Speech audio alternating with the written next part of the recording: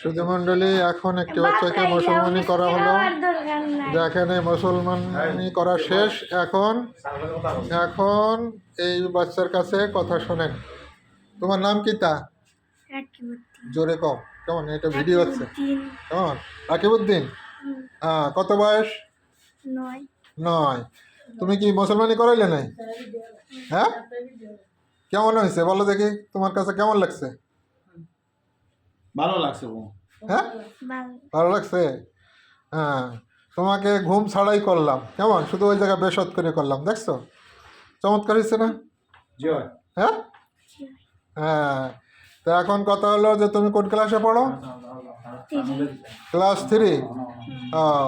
Class 3 ক্লাসে পড়ো। এখন কথা হলো, এই সবার সামনে তোমার একটা একটা কথা বলতে হবে, ওয়াদা করতে হবে।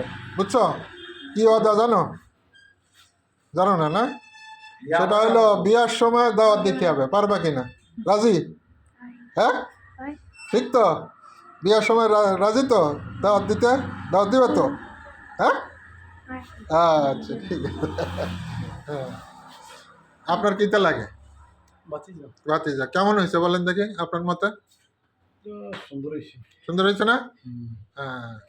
তো আপনি অন্যদের বলবেন তো যে এরকম সুন্দর করে। আমি কিন্তু 1 বছরের বাচ্চাও করি, বুঝছেন? 1 বছর 1.5 বছর সেগুলো ঘুম দেয়, এটার আর ঘুম দেই নাই। হ্যাঁ, 8-9 বছরে এদের ঘুম দেওয়া লাগে না। হ্যাঁ, একটু আগে আর একটা করে আসলে ওই 9 বছরের বাচ্চা, এর সাথে হেলদি। সেটা তো ডবল মুসলমানি করতে হয়েছে, এর আগে আরেকজনে করছিল। যাই হোক, তা আপনি খুশি তো না? আচ্ছা, আসসালামু আলাইকুম। আপনারা সবাই দেখলেন সুধীমণ্ডলী যে এই বাচ্চাটাকে মুসলমানি করলাম। আপনাদের যদি কারোর এরকম বাচ্চা থাকে বাড়িতে, তাহলে মুসলমানি করানোর জন্য আমার সাথে যোগাযোগ করতে পারেন।